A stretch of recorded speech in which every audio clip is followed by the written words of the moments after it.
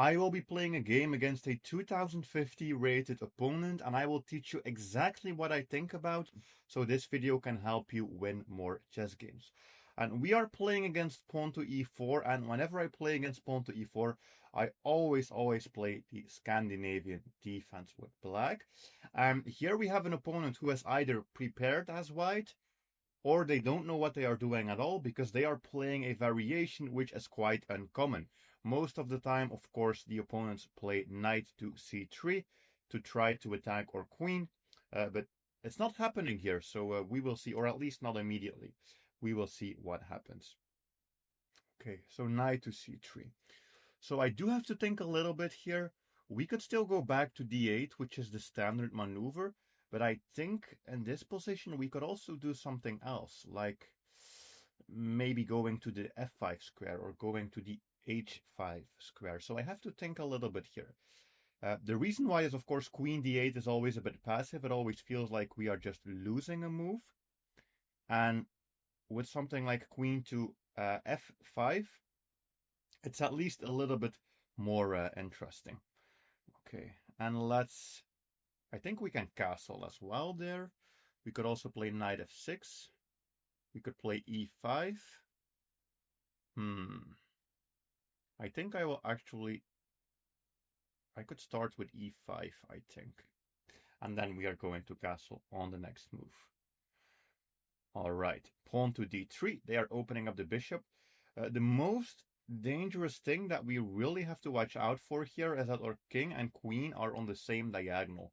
And whenever you have that, that means that they could potentially play something like bishop to g4, skewering those pieces. And that is definitely not what we want, so we have to be careful. They are building up some pressure against this pawn by playing rook to e1. Okay. And I think I'm just going to develop a piece. I think I can just develop a piece, but I think this is already a moment where we need to start watching out for them capturing and then potentially us losing the queen.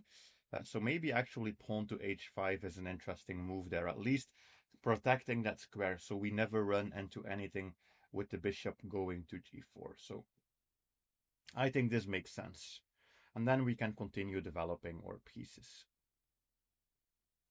Also, I think the move f6 is actually interesting here, strengthening the center, also taking away that square from the enemy knight, because you never really want to run into knight takes f7 with a fork. Okay. So we can trade. They attack the knight. But I think we can play knight to e7 to protect it. We don't have to worry about this. That's all covered. So I think knight here makes sense. And everything is just protecting each other. And probably the move f6 makes sense. Or even playing pawn to g5. Because of course we cannot forget, whenever we have an opposite side castling position, which is what we have here, it is very important to attack your opponent. So that is why I am thinking about also maybe something like g5, g4. But in these positions, the exact position that we have here, sometimes going for a pawn storm is actually not the best idea as black. Because there's not really an easy way to immediately break through, since those queens and bishops are really on good diagonals attacking those squares. But we will see what happens. The move a6 will probably also be important to stop the knight from coming in. I think the move f6 would also be important to solidify the pawn structure. So those are some ideas I have. I really would like to play this g5, g4, but I think it just doesn't work at all. And usually knight d4 is also a good move to see if we can get rid of that bishop. Okay, so knight to e4. What is this doing? Not much. Actually, I don't even think it's such a good move, because it barely does anything, and I feel like now if I play this, we are guaranteed basically to take that bishop with a check. So this looks very good. And eliminating that bishop is very important. I mean, that bishop is an annoying piece, right? It's attacking this. We always have to watch out for this skewer. So, yeah, if we can take a bishop with a knight, that is something that I will do. Okay. And now I think we can just maneuver the other knight over there, potentially, and get control of that square. I do have to still watch out for the move knight to g5, going for the fork, so maybe f6 also makes sense. So maybe let's play f6 actually. Protecting the center, also protecting that square. All right. Knight to g3. Attacks the pawn, attacks the queen, so I have to move the queen and also keep an eye on the pawn. So I guess we have to move queen to g6. Queen to g6 makes sense. We keep an eye on everything. And I think we have a very pleasant position actually here. We have a very solid center. All I need to do is basically move this knight, because once the knight is moved, I can also develop the bishop, and we are just going to have a good position from there. So knight to f5 might be interesting, maybe threatening to double the pawns. I think knight to c6, knight to d4, that maneuver potentially, which we basically did with the other knight as well. I think that might also be interesting. And they play queen to e3 because they want to attack this pawn. That's their strategy. Okay. But it also allows us to play this fork, but at the end, after the trade, we would be losing a pawn. So probably knight here is a good plan. So we can cover the pawn and also potentially jump to the center. Maybe also b6 and bishop c5 could be good. But in general, you have to be very careful every single time you think about moving pawns near your king. That's always dangerous.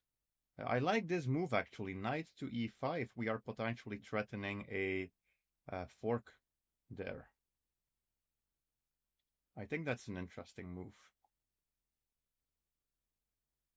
Pawn f5, pawn f4 is actually also a good plan.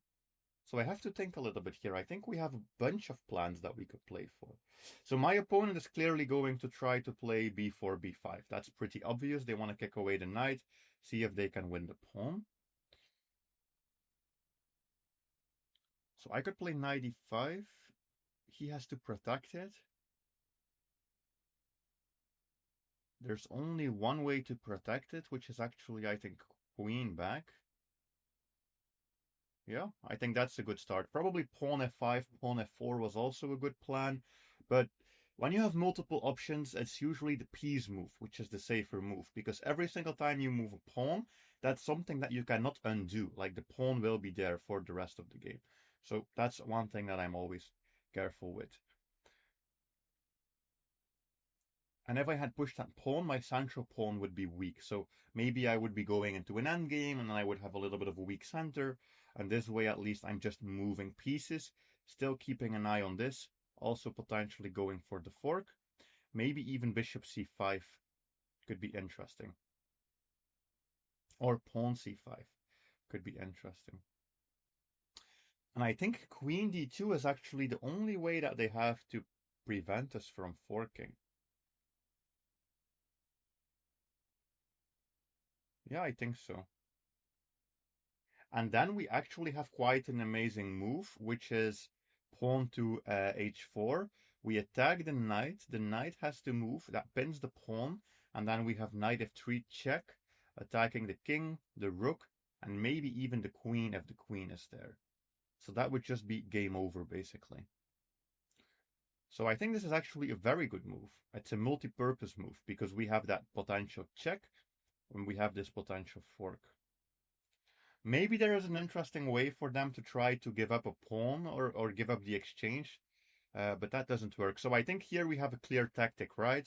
The queen is on the same file with the king. If I can push that pawn, they have to move the knight. They could go to these two squares, and then I always have the fork. So pretty much they are just losing the game here. And I think this is really how tactics happen in high-level games. If you haven't seen my video yesterday, you definitely should watch that as well, because it was a pretty similar um, tactic there. I mean, the tactic was completely different, but it was the same level of tactic. Where, especially in higher level games, it's not about the simple fork anymore. It's not about your opponent blundering this move and you just being able to attack two rooks for free with a knight. It's about higher level tactics. For example, when I put the queen here a couple of moves ago, I already did that because I knew that pinning that pawn, lining my queen up with the king, would be a good strategy. I already knew that back when I played it. When I played that pawn forward, I already knew that was not only to protect my bishop, but also to maybe push at some point. And the knight to the center as well, I had already seen that whenever I go to those squares, that's a check. And none of those moves by themselves win the game, but all of these combined eventually end up setting up some threats. So I think this is one of the more beautiful tactics that I have played lately. Because I think let's make the most logical move for them, right? At knight e4, then we just simply have the fork and we pick up the queen.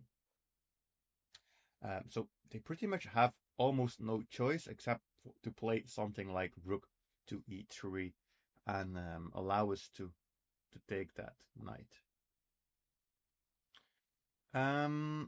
The question is always, do we have a better move? Like whenever you have a good move, look for a better one. That's a common chess saying, but I don't think there is a better one here. So let's just take the knight. Okay, and now we are already up the exchange, and oh no, not the exchange. We are up a knight in exchange for a pawn.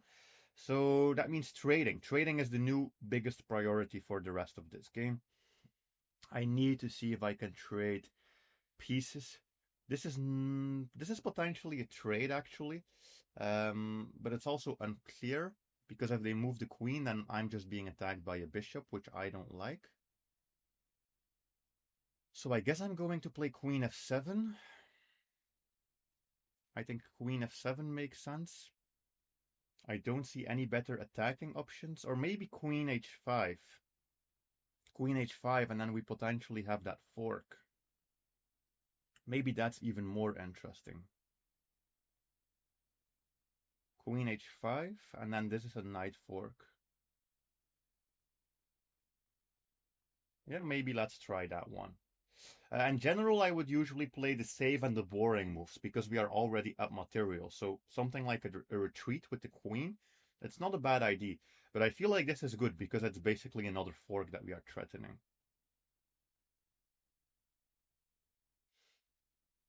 And the idea we had earlier with f5, f4, maybe even pawn to f3, I think still could work here. Just pushing that pawn, trying to get this into the game. This rook is also not that well placed. In general, you never really want to have a rook surrounded by pawns. That's like nightmare position to have, a rook surrounded by pawns, because it's so incredibly easy for the rook to get trapped. So I think the next strategy will be to see if we can trap the rook. This doesn't trap the rook because they can go forward.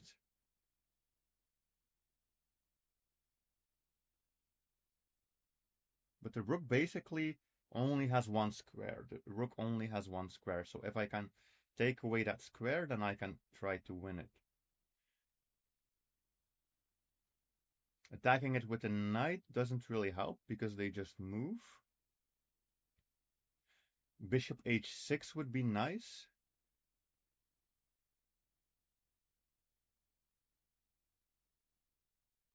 f5 takes away the square from the rook. Bishop d6 is also not a bad move. Because if I push the pawn, I attack the rook. And if I push the second pawn, the rook actually has this. So I think bishop h6 will be the best plan.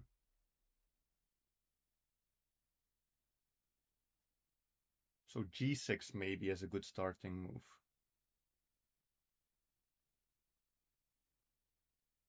And what if they play this, c3?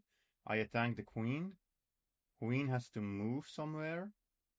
I take the bishop. Yeah, I think g6 is a fun move to play here.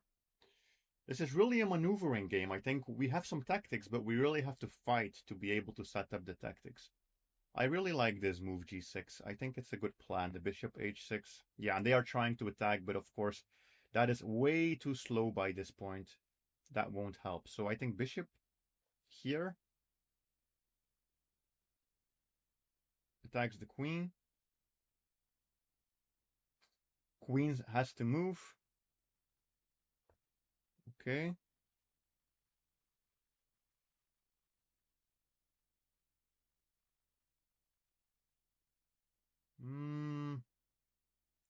It's just another trade that we could play for.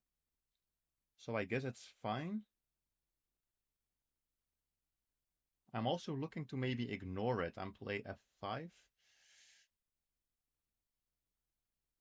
But let's play the simple move. Let's trade. They cannot take with the queen, otherwise they get forked.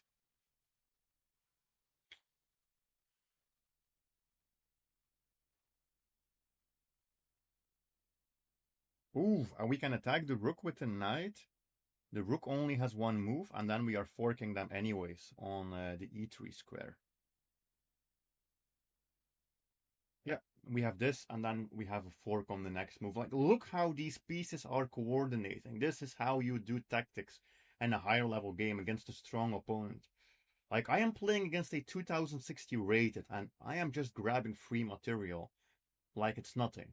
But it's just because we keep maneuvering the pieces, we have better squares for our pieces, better piece coordination, and then the opponent here is just going to completely lose the game. That's such a brutal move. Attack the rook, you only have one move, then I go here and yeah, you are losing material yet again. We have another fork incoming. All right.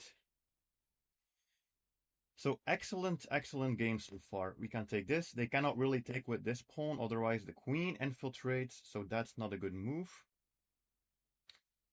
I think queen h6 is a fun one because we are offering a trade of queens, and trading queens would be the best possible move in this position because then they just don't have anything. All right. But we still need to fight. I mean, he is not just resigning the game. He wants to have a fight. So the most important thing here will be that we try to open up the position, which is what I am going to do. I will try to see if I can push some pawns and open up the position, get my rooks into play, try to force a queen trade. But this is excellent. We really outplayed him here. Okay, we have a good central pawns. Okay. They are attacking this. And they are attacking that. So actually we are dropping a pawn potentially, but that is untrue because we can also pin the queen. And if we trade the queens, that's just game over. Yeah, that's game over. I think he could have tried to push pawn to d4, but then I can take it. And if he takes, for example, that pawn, I could push with a check, and that's just devastating as well. So I think this was a brilliant game, and I hope this helped you to see how you can set up tactics against a strong opponent.